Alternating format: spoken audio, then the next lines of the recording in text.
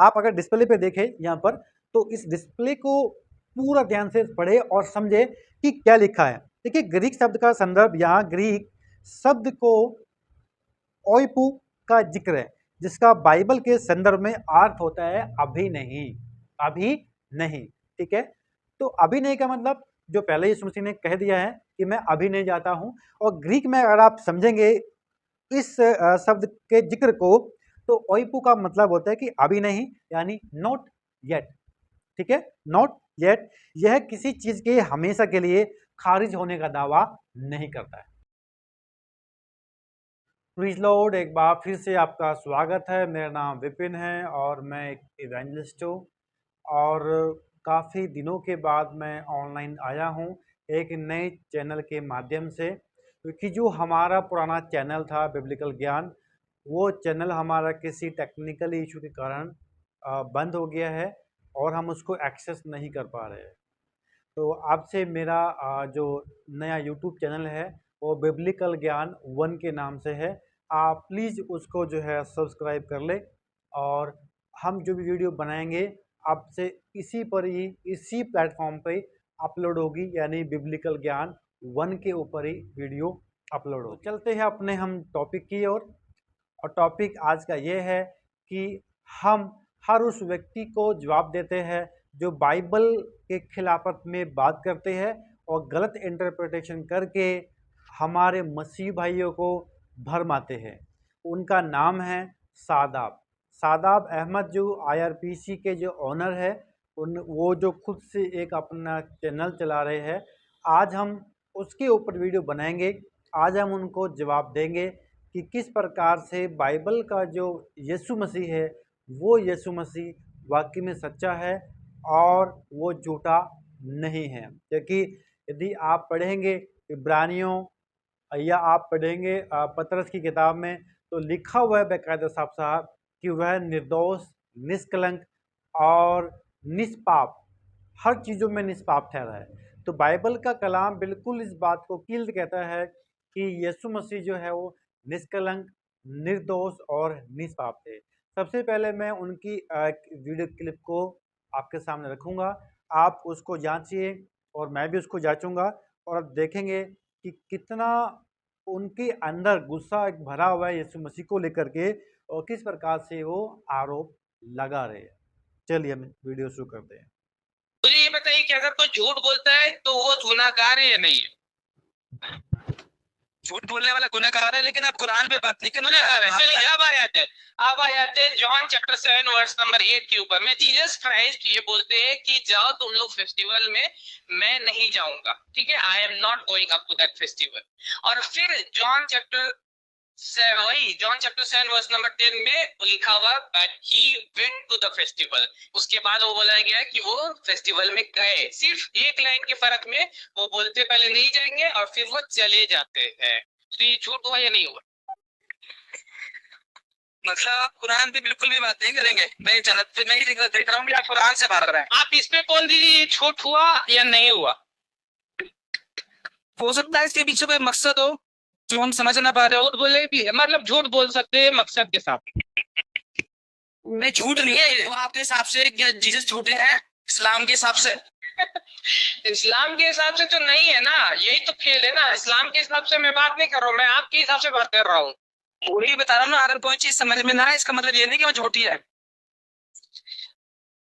अगर जीसस कहते एक लाइन में बोले जॉन चैप्टर 7 वर्स नंबर 8 में कि मैं नहीं जाऊंगा, तुम लोग चले जाओ, मैं वहां नहीं जाऊंगा, और वही चैप्टर नंबर 7 वर्स नंबर 10 में लिखा कि वो चले गए, तो वो सच बोल रहे थे या झूठ बोल रहे थे पहले जब बोल रहे थे? तो आपने देखा, उन्होंने एक आरोप लगाया है यूहन्ना की किताब अध्याय 7 वचन 8 में और वचन 6 में। 6 और 8 को उन्होंने रिपीट करके बोला है कि 6 जो आयत है उसमें कहा है कि मैं अभी नहीं जाऊंगा, और जो वचन 8 है उसमें वो चले गए। तो जो इंसान एक आयत को निकाल के उस चैप्टर से और अपने द्वारा कोई इंटरप्रिटेशन करता है, तो उसको बोला जाता है मैनिपुलेशन। वो सच नहीं होता है, उसको मैनिपुलेशन कहा जाता है। जो मैनिपुलेशन यहाँ पर शादाब अहमद ने किया है इस वीडियो के अंदर, और जो क्रिश्चियन भाई है सोल्जर ऑफ क्राइस्ट के नाम से, वो वहाँ पर उनको जवाब नहीं दे पा रहे। तो ये प्रॉब्लम आपके सामने फेस ना हो, तो आज हम इस चैप्टर को देखेंगे। सबसे पहले मैं आपको एक बात बता दूं कि यीशु मसीह एक मिशन पे आए थे। उनको एक मिशन जो है, जो उसके पिता ने दिया था, उसको पूरा करना था। इसलिए उन्होंने उस मिशन के तहत सारी प्लानिंग और सारे कामों को किया, राइट। तो अब आप देखेंगे कि चैप्टर 7 के अंदर क्या घटना यहाँ पर घटी है। हम सबसे पहले उसकी ओर जाएंगे। यीशु मसीह के बारे में पहले हम थोड़ा सा एक बार जानेंगे, क्योंकि यीशु मसीह जब इज़राइल में जब अपनी सेवकाई में मिशन पे उतरे थे, तो उन्होंने बड़े बड़े अद्भुत काम किए, बड़े बड़े चमत्कार किए, और मुर्दों को उन्होंने जिंदा किया। इस बात को लेकर के यहूदी डर गए थे। उनको ये खतरा हो गया था कि कहीं ये व्यक्ति हमारा हमारे सिद्धांतों का और हमारी हमारी जो परंपराओं है उनका, और जो हमने नाम कमाया है, कहीं उसको ये खत्म ना कर दे। ये उनके अंदर एक डर सता रहा था कि कहीं ये व्यक्ति इजराइल का राजा बनकर हमारे ऊपर अपना अधिकार न जताए। इस लिहाज से, इस तरीके से जो है यहूदी उसको मार डालने का प्रयत्न कर रहे थे। सादा आपने 6 और 7 और 10 आयत तो दिखाई, मगर आयत नंबर 1 को नहीं दिखाया। जो घटना है उसको उसने नहीं समझा, और घटना को नहीं उसने जो है समझाया, और ना ही वह व्यक्ति समझ पाया है। अब हम बात करते हैं वचन 6 की। यीशु ने जब कहा कि मेरा समय अभी नहीं आया, ठीक है, और जो है परंतु तुम्हारे लिए सब समय है। अभी 10वीं आयत में बोला है कि मैं इस पर्व में अभी नहीं जाता। वो कहते कि मैं अभी इस पर्व में नहीं जाता क्योंकि मेरा समय अभी नहीं आया है। ये बात उन्होंने वहाँ पर बोली। मगर 10वीं आयत में जब हम देखते हैं, यीशु मसीह वहाँ पर चले जाते हैं।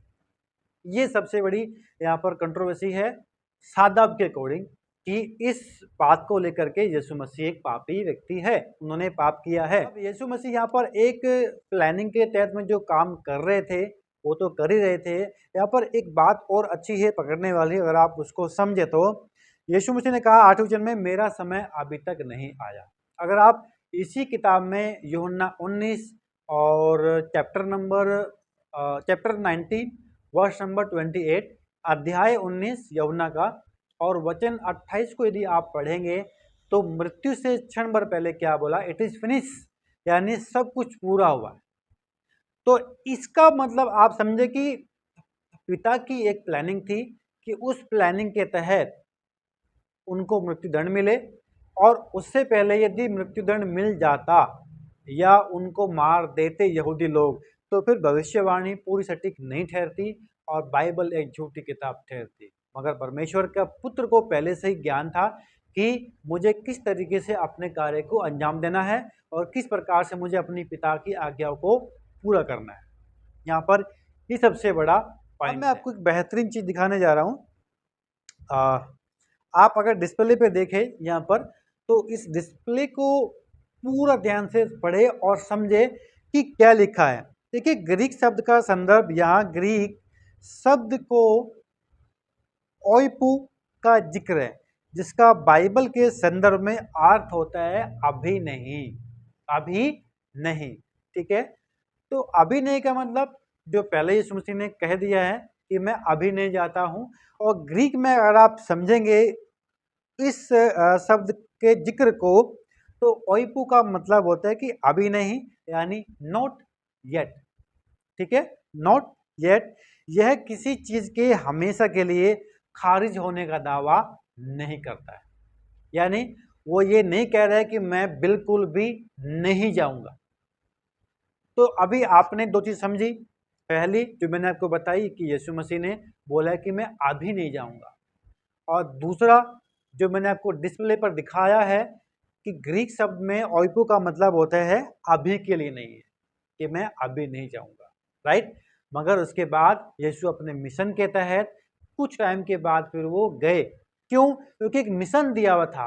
उस मिशन के तहत यीशु मसीह को वहां जाना था, यीशु मसीह ने ये कहा कि मैं अभी नहीं जाऊंगा, आप लोग जाइए। जैसे हम अपने घरों में बोल देते हैं कि आप चलो, मैं अभी थोड़ी देर बाद आऊंगा, ये तो हम ऐसा बोलते हैं। ये फिर ऐसा बोलते हैं कि मैं अभी नहीं जाऊंगा, मुझे कुछ काम है, और बाद में फिर वो व्यक्ति चला जाता है। तो इसका मतलब ये हुआ कि उस व्यक्ति के पास कोई प्लानिंग होगी, कोई मिशन होगा, कोई काम होगा, कोई रणनीति होगी, जिसके तहत उस बंदे ने बोला है कि मैं अभी नहीं जाऊंगा, आप चले जाओ। तो यही मिशन के तहत यीशु मसीह ने अपने पिता के कार्य को पूरा किया और अपने मिशन को अंजाम दिया, क्योंकि यीशु मसीह एक मिशन के लिए आए थे। ठीक है, यीशु मसीह एक मिशन के लिए आए थे और उन्होंने उस रणनीति के तहत एक प्लान को तैयार किया और उसके अकॉर्डिंग वो वहां पर पहुंचे।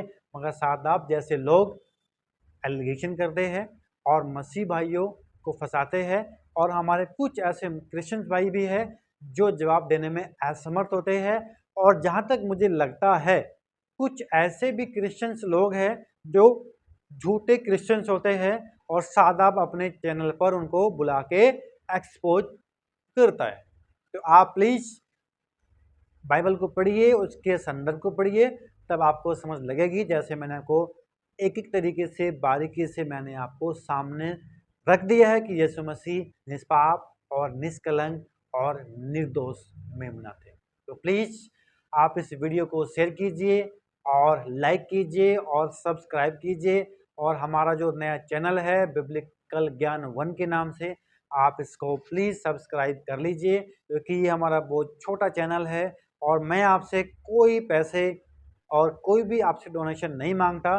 मैं चाहता हूँ कि आपके पास एक खरी शिक्षा, एक अच्छी शिक्षा आपके पास तक पहुँचे। यदि आपके पास कोई ऐसी वीडियो आपको दिखती है तो आप प्लीज़ मेरे इस व्हाट्सएप नंबर या मेरी मेल आईडी पर आप उसको भेज सकते हैं। मैं उस वीडियो का जवाब वहाँ पर दूंगा। और मैं आपको एक बार फिर से बोल रहा हूँ कि प्लीज़ आप बाइबल को पढ़िए और इसको समझने की कोशिश कीजिए। मिलते हैं एक नई वीडियो के साथ, जब के लिए नमस्कार। Please Lord.